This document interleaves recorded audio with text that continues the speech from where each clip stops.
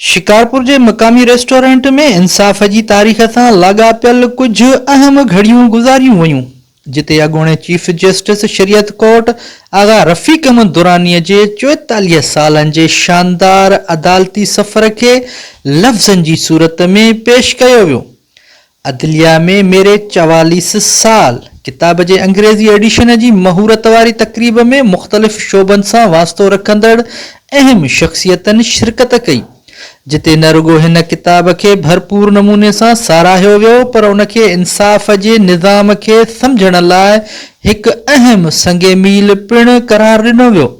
तक़रीब में शरीक मेहमाननि Mehran TV news सां ॻाल्हाईंदे चयो त ताला ने आगा साहब को हिम्मत दिया, इसमें सारा जो है वो उन्होंने किया और इतने हकीकत से सारा जुडिशरी का, एडमिनिस्ट्रेशन का, एग्जीक्यूटिव में भी रहे हैं, सारा कुछ रहे हैं, तो उसके उन्होंने खामियां और सारी बताई हैं अपने दास्तान में। सारा कुछ जो है जो यंगर जनरेशन या दूसरे जुडिशल ऑफिसर्स के लिए भी बड़े हेल्पफुल होंगे अगर जब वो देखेंगे, तो उसको अगर पढ़ेंगे तो फिर उसका जो है फ़ायदा उठाएं। जो साहब जो किताब आहे न, वो एक्चुअली हुन लिखियो आहे पंहिंजे जेके हुन सां सानूनियूं आहिनि, हुन यादूं आहिनि, या हुन सां जेको ज़्यादती थी आहे हुन जेको अमल कयो।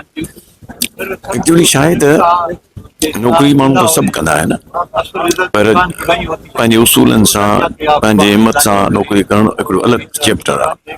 तंहिं करे आगा साहब उहो कयो, उहो पंहिंजी नौकरी पंहिंजी हिम्मत सां कई। मुंहिंजी पंहिंजी तक़रीर में चयो त 17-18 साल त मार्शल जो दौर हो, ऐं हुन में बि जुडिशरी में रही करे माण्हू पंहिंजो रोल अदा करे त वॾी ॻाल्हि आहे।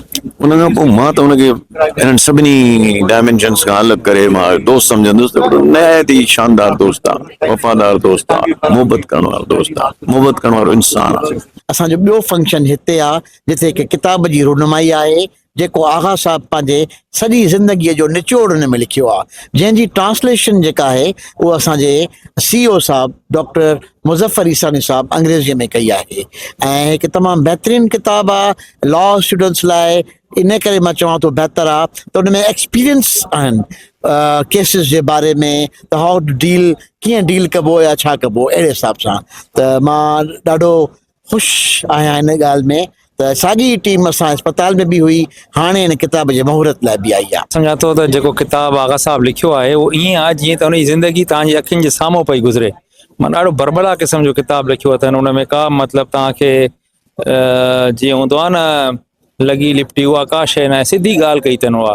सो मां सम्झा थो त अहिड़ा किताब अहिड़ी शख़्सियतनि जी तरफ़ खां जेके पाकिरदार, बेबाक, बेखौफ़ and at the same time ॾाढा काइंड ऐं सॉफ्ट हार्टेड माण्हू अगरि लिखनि त फ्यूचर जा जेके लीडर्स आहिनि, असांजा जेके हिन महिल यंग जनरेशन आहे, उन लाइ वॾो फ़ाइदो थींदो। उहे अहिड़ा किताब पढ़नि, ॾिसनि त इहे वॾा माण्हू कीअं ठहंदा आहिनि। माना हिननि में का वॾाई कान्हे, का ह्यूमिलिटी आहे, हम्बलनेस आहे, प्रोफेशनलिज़म आहे, सचाई आहे पंहिंजे कम सां। बसि इहे ई उहे क्वालिटीज़ आहिनि जिन सां आगा रफ़ीक़ ख़ान जेको आहे न, अॼु आगा रफ़ीक़ तव्हांजे साम्हूं आहे, नालो आहे, उहो ठहिया। आगा साहब जो मां सम्झां थो लाइफ जे मथां आगा साहब जी अचीवमेंट साईं आगा साहब जे मतिलबु हिकिड़ी वॾी शख़्सियत आहिनि पाकिस्तान जे हिसाब सां, ऐं पाकिस्तान लेवल ते शख़्सियत रहियूं आहिनि, अहम पोस्टनि ते रहिया आहिनि, त हुननि जी लाइफ हिस्ट्री ऐं तजुर्बनि जे मथां किताब हूंदी। ऐं इहो हिकिड़ो सुठो एक्सपीरियंस मिलंदो जो बि पढ़ंदो, ऐं हर कोई लॉ जो स्टूडेंट त ज़रूरु पढ़णु घुरिजे। मां पाण हिकिड़ो लॉ जो स्टूडेंट आहियां, त मां ज़रूरु पढ़ंदुमि। आगा साहब को गाइडेंस बि वठंदासीं, ऐं कुझु हुनजे एक्सपीरियंस मां, तजुर्बात मां सिखंदासीं बि। तव्हां जेके जजमेंट्स ॾिसंदा आगा साहब जूं, त घणो करे ह्यूमन बीइंग जजमेंट्स आहिनि, यानी छड़ो इहो इंसाफ़ न आहे, उसमें इस्लाह बि आहे, उन तहत हुन जा फ़ैसिला थियल आहिनि। बाक़ी ज़ाती ज़िंदगी हिन किताब में जेकी ॾिनी अथई, माना तव्हां सम्झो त सियासी, समाजी, मुआशरती ऐं उन सां गॾु अदलिया जी हिकिड़ी सच ते मबनी कहाणी आहे, जेकी वॾी फराख़ दिली सां ऐं पंहिंजी सम्झर ऐं वॾी हिम्मत सां लिखी अथई। हिन जी सॼी ज़िंदगी हिम्मत बहादुरी ॾाहप सां गुज़री आहे, ऐं ख़ानदानी पस मंज़र बि ॾिनो अथई। शिकारपुर जो बि ज़िक्र तमामु वॾे प्यारे अंदाज़ सां कयो अथई, हुन सां जेके यादूं वापसि था थियनि, उन ज़िक्र जिन शख़्सियतुनि सां वापसि था थियनि, ऐं काफ़ी मज़ेदार ॻाल्हियूं आहिनि जेके हिन किताब में जीअं पहिरां में हुन कयूं आहिनि उहे ॾिसण जहिड़ियूं आहिनि। मां सम्झां थो हीअ किताब सभु कंहिंखे पढ़णु घुरिजे। मां इहो चवणु चाहींदुसि त किताब लिखणु पाण हिकु तमामु वॾी ॻाल्हि आहे ऐं ख़ासि करे जिन जिन पोज़ीशन्स ते साईं आगा साहब जन रहिया उन्हनि पोज़ीशन्स ते जेके हुननि जा मतिलबु घण पहलू वारा एक्सपीरियंसिस रहिया उन्हनि खे उन्हनि कलमबंद कयो आहे ऐं इन ऑटोबायोग्राफी में उन्हनि काफ़ी शयुनि तां पर्दो हटायो आहे, काफ़ी ब्यूरोक्रेसी जूं कचायूं आहिनि, काफ़ी जेको आहे जस्टिस जे सिस्टम जूं कचायूं आहिनि जिन खे हुननि वाइखो कयो आहे ऐं काफ़ी बोल्ड स्टेप खया आहिनि। ही किताब जेकॾहिं आम माण्हू पढ़े ऐं लॉ जा स्टूडेंट्स पढ़नि त उन्हनि खे काफ़ी पासनि ॾांहुं हेल्प मिली सघे थी मुआशरे में इस्लाह जी। मां त ईअं चवंदुसि त आगा साहब किताब में पंहिंजो सॼी ज़िंदगीअ जो हवालु ॾिनो आहे ऐं हुन में पूरी ज़िंदगीअ जी आपबीती जेका आहे अवल खां वठी आख़िर ताईं हुन ॾिनी आहे ऐं इहा हिकिड़ी मशाल राह थींदी न सिर्फ़ु वकीलनि जे लाइ पर इवन जेके जज साहिबान आहिनि उन्हनि खे बि इहा गाइडलाइन आहे, वकील साहिबनि जे लाइ बि आहे ऐं इवन पब्लिक जे लाइ बि त छा जुडिशरी में थिए थो, कीअं थिए थो पियो, इहो सॼो हुननि पंहिंजो उन में रोशन कयो आहे ऐं जेका आहे 44 सालनि जी हुनजी ज़िंदगी जुडिशरी में रही आहे त उहा सॼो उनखे पंहिंजो उन नेक आगाह करे छॾियो आहे ऐं उन्हनि में जेको हिननि वरी बिटवीन बार बेंच ऐं गवर्नमेंट जेको किरदारु आगा साहब अदा कयो आहे उहो बि हिकिड़ो क़ाबिल तारीफ़ आहे ऐं पंहिंजे त पूरी ज़िंदगीअ जो उन्हनि ॾिनो आहे, सियासी बैकग्राउंड बि ॾिनो अथऊं ऐं उअं ई बि अव्हां जेकॾहिं आगा साहब जन जो ख़ानदान अव्हां ॾिसंदव त हिकिड़ी ख़ानदानी शख़्सियत आहे।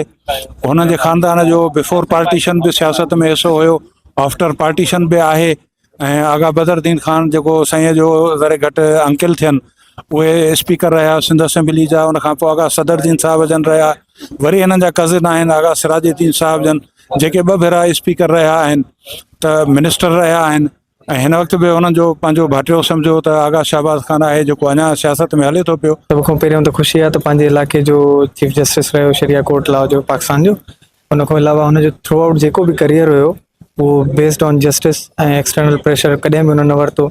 साॻी तरीक़े सां हिकु बुक जो टाइटल बि अहिड़ो आहे परसूट ऑफ जस्टिस, मां सम्झां थो हुन में पॉज़िटिव शयूं हूंदियूं ऐं जेके लॉ जा स्टूडेंट्स आहिनि या ओवरऑल जेके बि माण्हू आहिनि उन्हनि खे इहो रीड आउट करणु घुरिजे, हुन मां वधि खां वधि बहितर नॉलेज बि मिली सघंदी।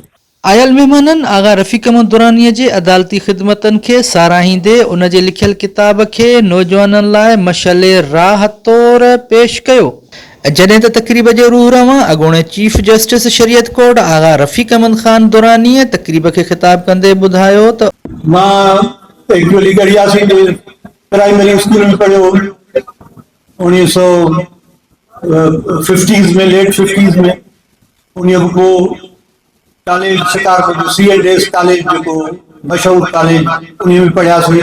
न ट्यूशनियूं हुयूं न के ॿिया अहिड़ा के लवाज़मात हूंदा हुया, सभु माण्हू उतां पढ़िया। AK बरोड़ी बि गरियासी में पढ़ियो, ॿिया बि असांजा वॾा दानिशवर स्पीकर सभु गरियासी जा पैदावार आहिनि। उन्हनि पंहिंजी महिनत सां वञी पंहिंजे मक़ाम ते पहुता। मां बि तमामु हिकिड़े नंढड़े शहर में नंढड़े स्कूलनि में पढ़ी, कंहिं बि ग्रामर स्कूल या त मां न पढ़ियो। उतां आस्ते आस्ते तरक़ी करे पब्लिक सर्विस कमीशन में जीअं ई मां वकालत पास कई त उन जे 6 महीननि जे अंदरि पब्लिक सर्विस कमीशन जे इम्तिहान में वेठुमि 1972 में ऐं 73 में असांजी पोस्टिंग थी सिविल जज हैदराबाद। पोइ मुख़्तलिफ़ सॼी ज़िंदगी गुज़री, एॾा साल अलाए की ख़्वाब वांगुरु गुज़री विया। मुख़्तलिफ़ हंधनि ते मुख़्तलिफ़ जॻहनि ते मां रहियो। आस्ते आस्ते तरक़ी कंदा वञी डिस्ट्रिक्ट एंड सेशन जज थियुमि। सिंध असेंबली जो सेक्रेटरी हुयुमि 1985 में। उन खां सवाइ प्रोविंशियल लॉ सेक्रेटरी 2 दफ़ा रहियुमि। हाई कोर्ट जो जज रहियुमि, हिकिड़ो दफ़ो वरी कढी छॾियुमि, वरी मां सेशन जज थी वियुमि।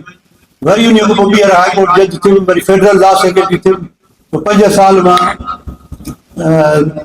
फेडरल शरीयत कोर्ट जी चीफ जस्टिस रहियुमि। उन जे रिटायरमेंट खां पोइ फौरन मूंखे सिंध में चेयरमैन पब्लिक सर्विस कमीशन कयमि 5 सालनि जे लाइ, पर उते मूंखे मज़ो न आयो, हालतूं सही न हुयूं। मां 6 महीननि जे अंदरि इस्तीफ़ा ॾेई छॾी, पर अलाह जी महिरबानी सां मां सुरख़ुरू आहियां। मां 6 महीननि में सभु मेरिट ते वरी मुंहिंजा ॿार थिया, हिकिड़ो बि पेसनि ते कोई न आयो। अलाए कहिड़ा कहिड़ा ग़रीब हुया जेके ASI थिया, उहे पोइ CSP थी विया, उहे पोइ PCS थी विया, उहे आख़िर में अॻिते हली।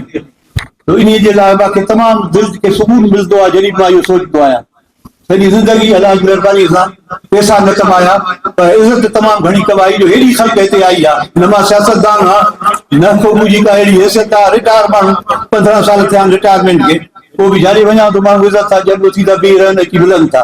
कैमरामैन ज़ुबैर अहमद बलोच सां गॾु महबूब अली बलोच, मेरान टीवी न्यूज़, शिकारपुर।